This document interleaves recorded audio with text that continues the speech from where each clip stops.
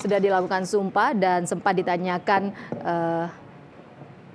riwayat pendidikannya, di mana Imade Agus Gagal adalah lulusan S2 ITB Farmasi yang lulus pada tahun 97 dan lulus S3 Toksikologi Forensik pada tahun 2000 hingga 2004. Saat ini saksi ahli sedang mempersiapkan kesaksiannya pada persidangan ke-14 dengan terdakwa Jessica Kumala Wongso. Dari data yang ada, jadi polisi penyidik membuat surat kepada saya untuk menerjemahkan hasil penyidikan dan hasil pemeriksaan yang tertuang dalam berita acara pemeriksaan. Di sini yang saya masukkan hanya yang sangat penting dalam pertanyaan efek sianida yang ditimbulkan oleh korban. Jadi yang terjadi pada korban. Saya mulai dengan BAP dari Hani. Dalam BAP Hani mengatakan bahwa terjadi rasa panas saat meminum, artinya terjadi iritasi, mencoba kopi tersebut, apa yang telah diminum oleh korban. Kemudian dalam BAP-nya mengatakan dalam 2 menit itu korban merasakan pusing, kemudian kejang-kejang, dan kemudian dalam BAP-nya kira-kira sekitar 30 menit korban kehilangan nyawa. BAP berikutnya adalah pemeriksaan dari Laboratorium Forensik Mabes Polri. Itu di sini sudah disampaikan oleh ahli toksikologi sebelumnya. Ada hal yang penting di sini adalah pH lambung korban itu 5,5, kemudian masih ada ion sianida yang terdeteksi di dalam lambung korban. BAP berikutnya adalah BAP dari kedokteran forensik yang mengatakan terjadi suatu korosif yang hebat disertai dengan pendarahan di seluruh permukaan lambung.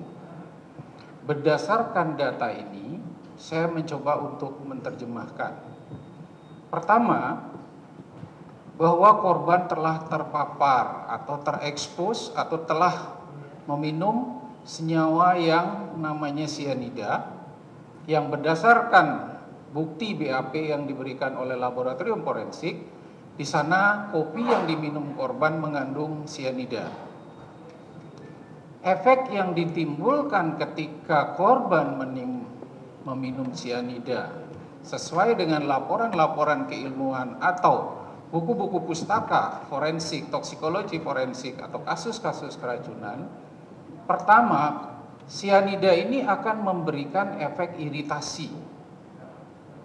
Dia juga akan memberikan efek korosif yang sangat kuat.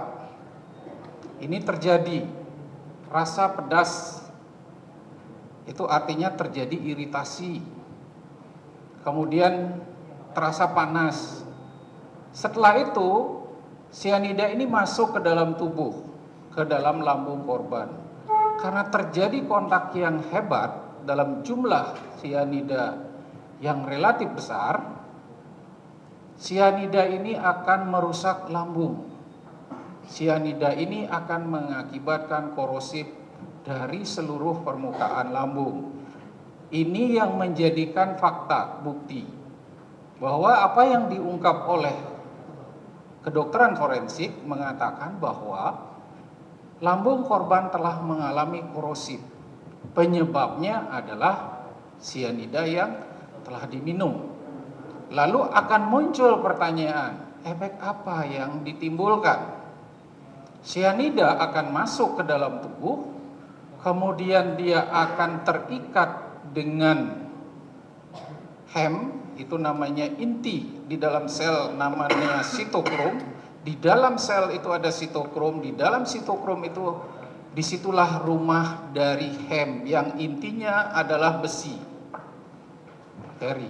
Tugasnya adalah secara normal pada kita adalah melakukan pernapasan selular atau pada darah dia akan mengantarkan oksigen ke seluruh tubuh.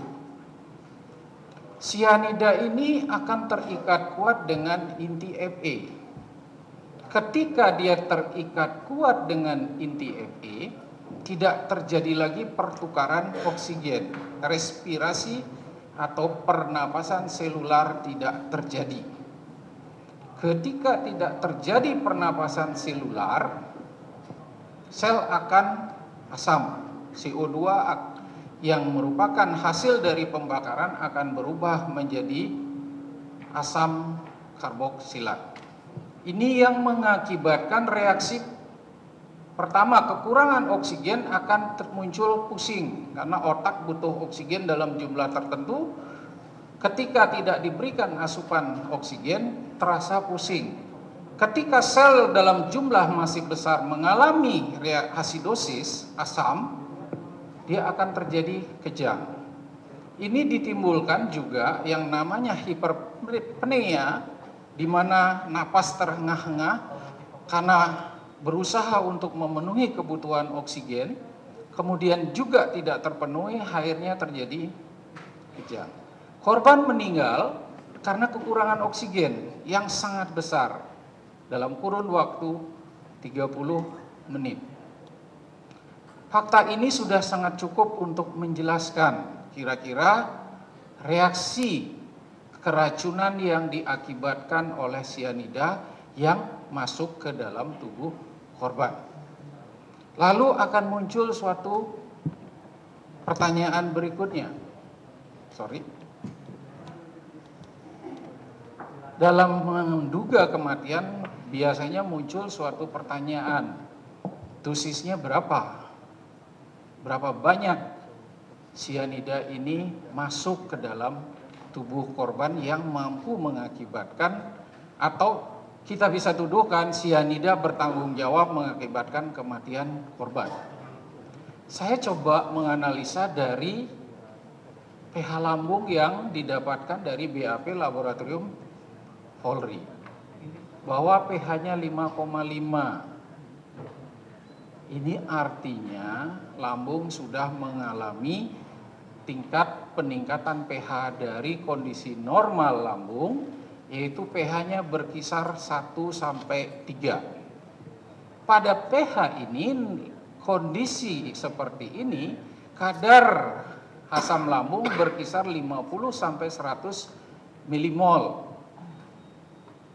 Kalau saya mencoba menghitung berdasarkan reaksi kimia penetralan, di mana sifat sianida ion ini sangat basah, sifat ini akan bersifat sangat asam, dia ketemu sehingga hal ini yang mengakibatkan peningkatan pH.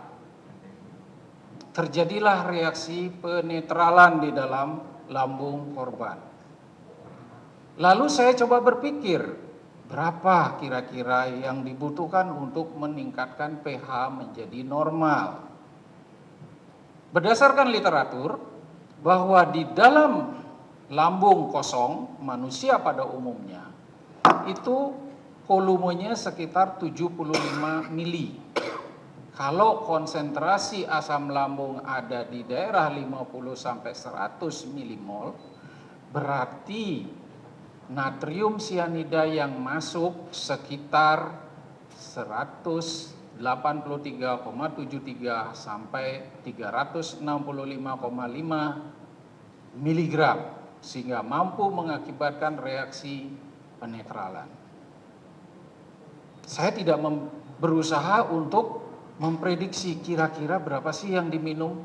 Berdasarkan fakta, kita bisa hitung berdasarkan data ini bahwa barang bukti itu ada 2 yang ada dalam BAP dengan kadar 7.400 mg per liter dengan kadar 7.900 mg per liter, sehingga rentang kira-kira korban telah meminum kopi yang mengandung sianida sekitar 12,8 hingga 27,2 mili yang mengakibatkan peningkatan pH lambung menjadi mendekati netral. Pada kondisi seperti ini sangat banyak Hal ini yang mengakibatkan iritasi atau korosif